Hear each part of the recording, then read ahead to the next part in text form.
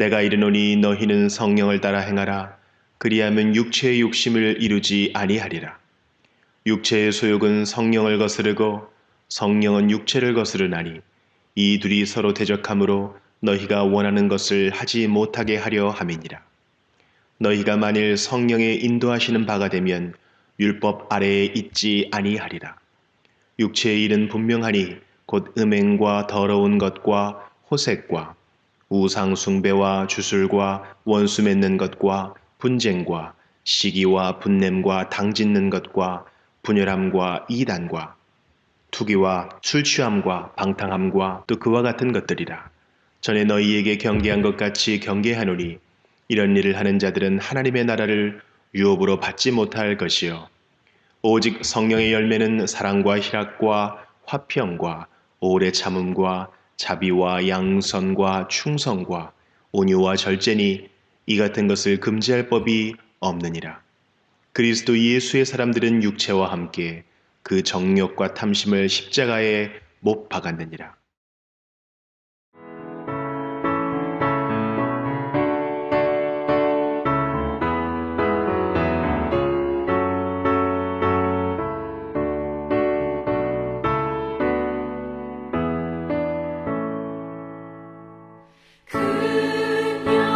영화로우신 주 이곳에 오셔서 이 모인 자들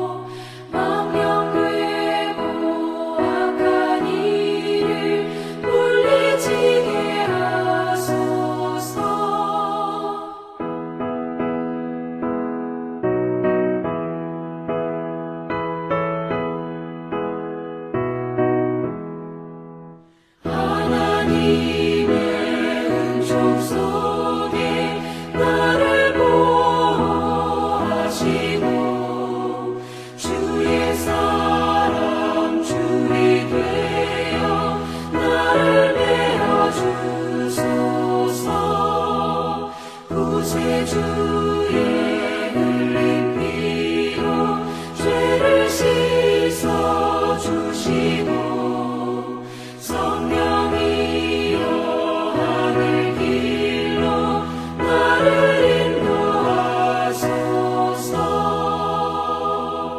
아멘.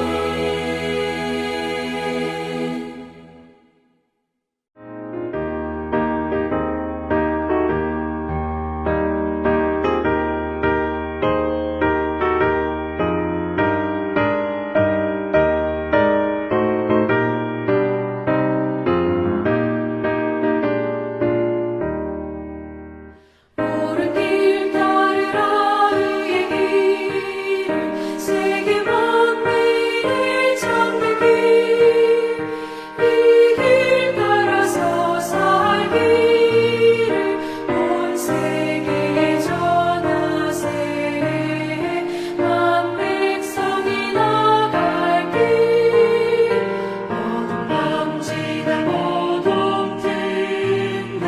환한 빛 보아라 저기 주 예수의 나라 이 땅에 곧 오겠네 오겠네. 주 예수 따르라 승리의 주 세계 만민이 나갈 길과 진리요 참 생명 내 창검을 부수고 다 따르라 화평왕 어둠 밤지날 모두 든다. 환한 빛 보아라 저기 주 예수의 나라 이 땅에 곧 오겠네 오겠네.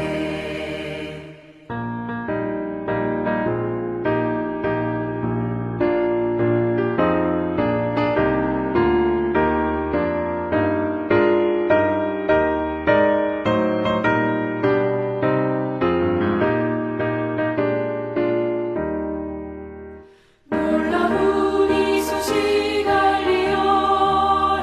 세계 만민을 구하려 내 주 예수를 보내신 참 사랑의 하나님. 만 백성이 따를 길 어둠 밤지날 모두 든다. 환한 빛 보아라 저기 주 예수의 나라 이 땅에 곧 오겠네 오겠네.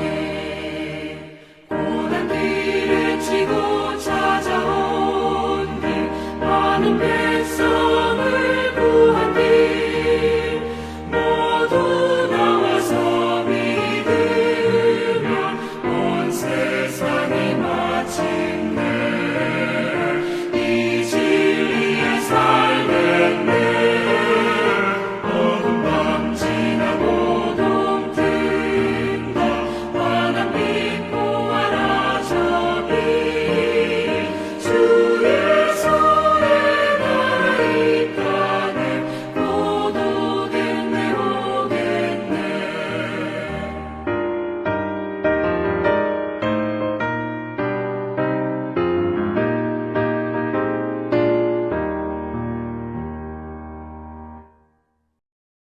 오늘은 마태복음 22장을 살펴보도록 하겠습니다. 지난 시간에 살펴본 마태복음 21장부터는 예수님께서 예루살렘에 입성하셔서 인간으로서의 마지막 한 주간을 보내시는 장면이 나오고 있습니다. 그래서 공생의 사역 3년 기간 중에 마지막에 남기신 이 말씀은 그 어느 때보다 귀중하고 매우 값진 말씀이라고 할 수 있습니다. 그래서 지난 시간에 살펴봤지만 간단하게 한 번 더 정리해드리면 대략 3가지 정도로 정리할 수 있습니다. 첫 번째는 성전이 사람들의 욕심과 이득과 이권의 장소가 되어서는 안 된다는 것입니다. 오늘날로 말하면 하나님의 성전이라 할 수 있는 우리의 심령이 세상의 욕심으로 아니면 나의 욕심으로 가득 차 있어서는 안 된다는 것입니다. 그리고 오늘날 교회가 물론 성전은 아니지만 교회가 성전적 성격을 가지고 있지 않습니까? 그래서 이 교회 역시 그러한 인간의 욕심으로 가득 차서는 절대 안 된다는 그러한 말씀을 우리가 교훈 삼을 수 있습니다. 그리고 두 번째는 하나님의 말씀 앞에 세례와 장려와 같이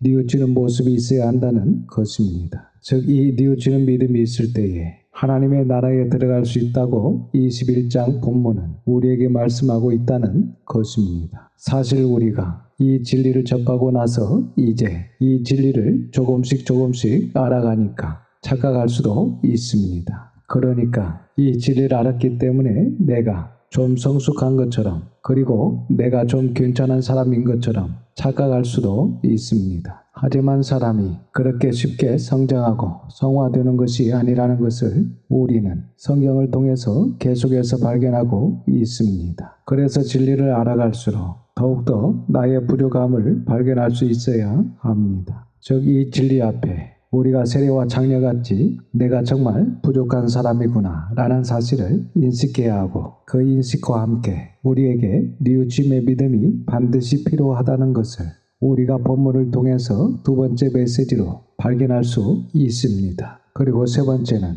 역시 열매에 관한 말씀입니다. 마태복음 21장 34절을 다시 한번 보시면 이 비유가 전개되면서 예수님께서 뭐라고 말씀하시냐면 열매 거둘 때가 가까움에 그 열매를 받으려고 이렇게 계속해서 열매가 강조되고 있는 것을 볼 수 있고 그리고 43절 말씀에 그러므로 내가 너희에게 이르노니 하나님의 나라는 너희는 빼앗기고 그 하나님의 나라의 열매를 맺는 백성 그래서 열매를 맺는 백성이 되어야 하는데 그 열매가 어떠한 열매냐면 하나님 나라의 열매라는 것입니다. 보십시오. 하나님의 나라의 열매 맺는 백성이 하나님의 나라를 받으리라. 분명한 말씀입니다. 하나님의 나라의 열매를 맺을 때에 하나님의 나라를 상속받을 수 있다라는 것입니다. 그래서 나는 진리를 알고 있다. 아니면 나는 성경을 몇 번 읽었다 하면서 입은 무성한데 우리의 삶과 그리고 우리의 성품에 하나님의 나라의 구체적인 열매가 없다면 사실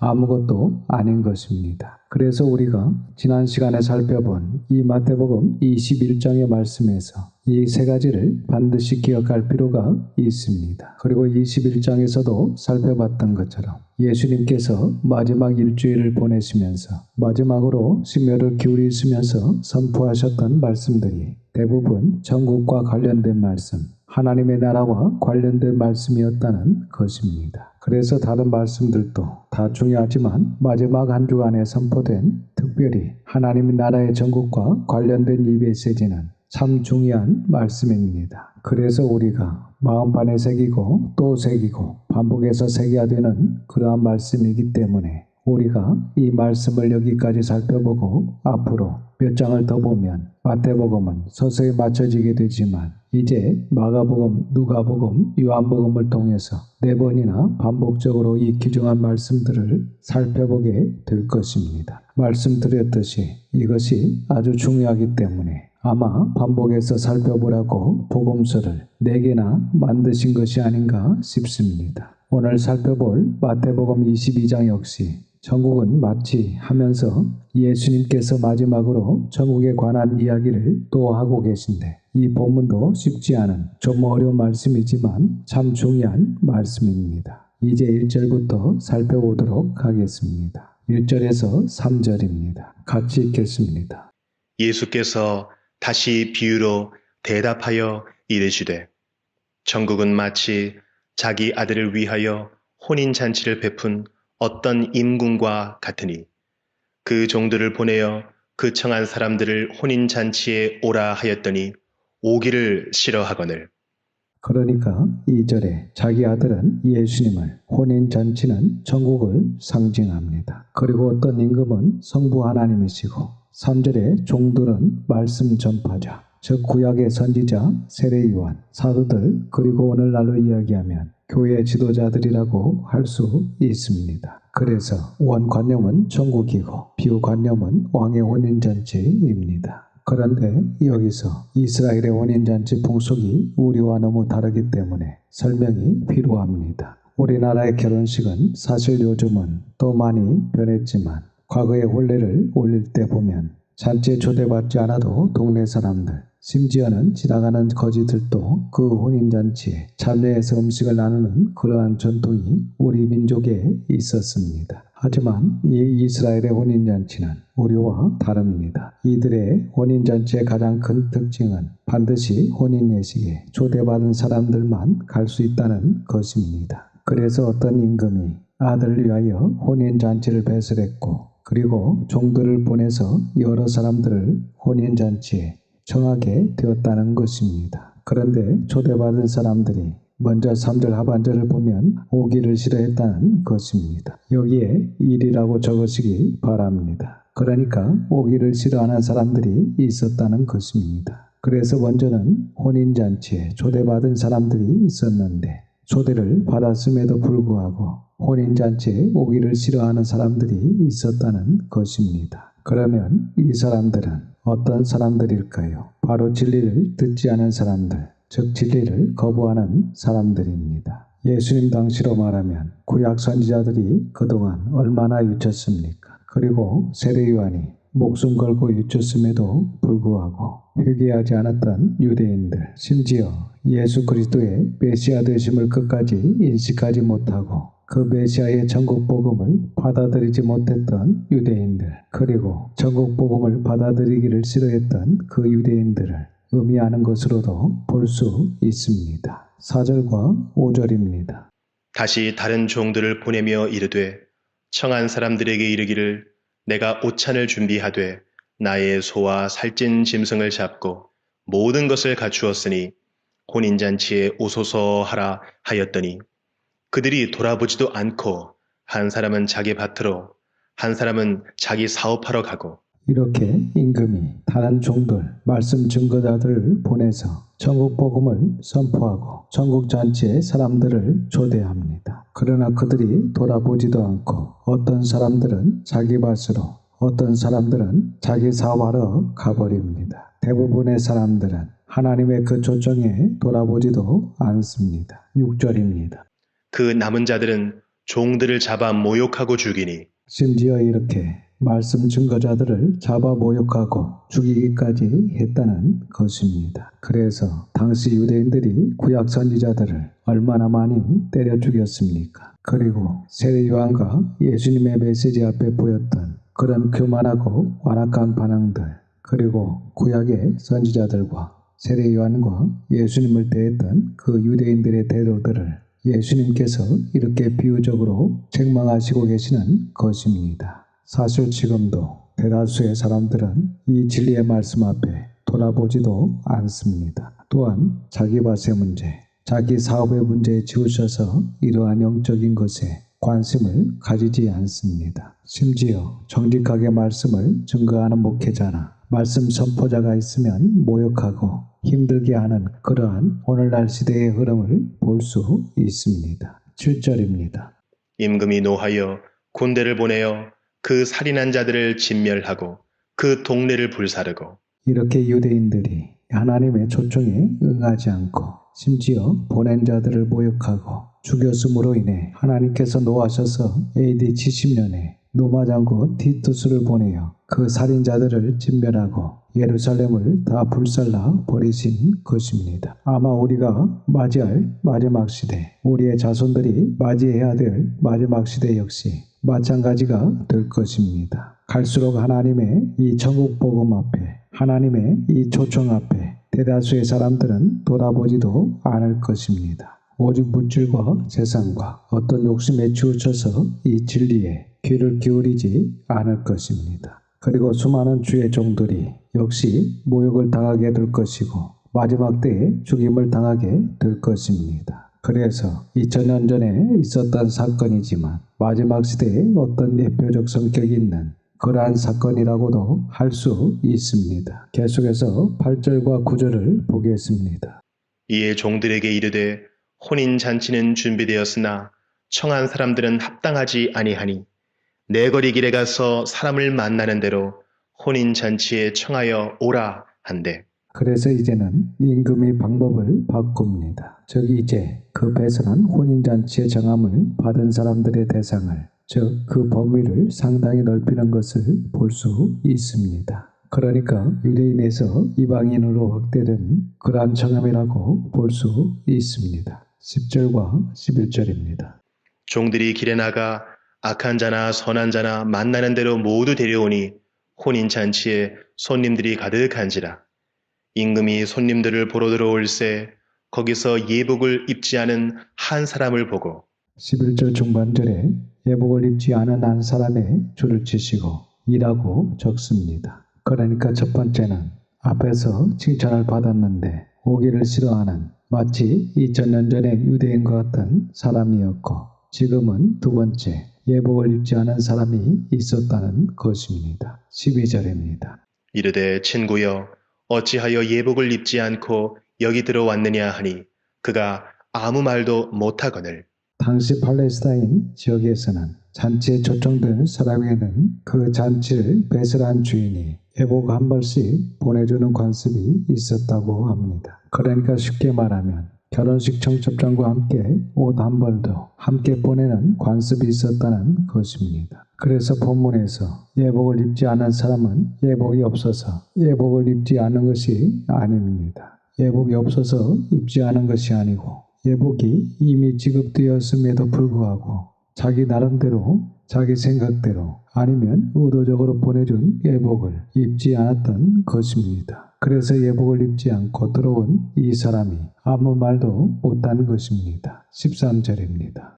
임금이 사환들에게 말하되 그 손발을 묶어 바깥 어두운 데에 내던지라. 거기서 슬피 울며 이를 갈게 되리라 하니라. 본문에 바깥 어두운 데는 지옥을 이야기하는 것입니다. 그래서 이 천국 복음 앞에 사람들의 두 가지의 반응이 있었다는 것입니다. 첫째는 세상 일이 너무 좋고 세상 일에 너무 바빠서 이 진리를 싫어하고 거부하는 사람들이 있었다는 것입니다. 여기에는 대다수의 세상 사람들이 포함될 것입니다. 그리고 두 번째는 예복을 입지 않아서 쫓겨난 사람이 있다는 것입니다. 여러분, 하나님이라는 큰 임금님께서 천국 잔치를 배설하셨습니다. 그리고 그 천국 잔치에 저와 여러분을 초청하셨고 우리에게 예복 한 벌씩을 보내주신 것입니다. 그러면 하나님께서 초청하시고 초청과 함께 보내주신 그 예복이 뭐겠습니까? 그것은 바로 이 진리의 말씀, 성경입니다. 그러니까 우리는 이미 초청받았고 그리고 그 예복이라고 할 수 있는 성경책까지 이미 받았습니다. 그런데 더 중요한 것은 지금부터입니다. 이 예복이 우리에게 잘 배달되었는데 우리는 과연 이 예복을 잘 챙겨 입으면서 천국 잔치에 참여할 준비를 하고 있느냐는 것입니다. 아니면 본문에서 나오는 예복을 입지 않은 이 한 사람처럼 자의적으로 자기 나름대로 예복을 입는 것을 거부하고 있지는 않습니까? 그리고 여기서 또 하나의 문제, 이 예복은 지금 우리가 입고 있는 이 옷들을 간단히 입고 간단히 벗고 할 수 있는 그러한 옷이 아니라는 것입니다. 그렇다면 좀 더 구체적으로 이 예복을 입는다는 것은 무엇을 의미할까요? 그것은 바로 성경대로 살아가는 것을 의미합니다. 이것을 성경은 특별히 요한계시록은 성도들의 옳은 행실이다 이렇게 말씀하고 있습니다. 요한계시록 19장 8절 말씀을 함께 읽어보겠습니다. 그에게 빛나고 깨끗한 세마포 옷을 입도록 허락하셨으니 이 세마포 옷은 성도들의 옳은 행실이로다 하더라. 그래서 이 예복은 성경이라고 할 수 있고 성경대로 살아가는 것을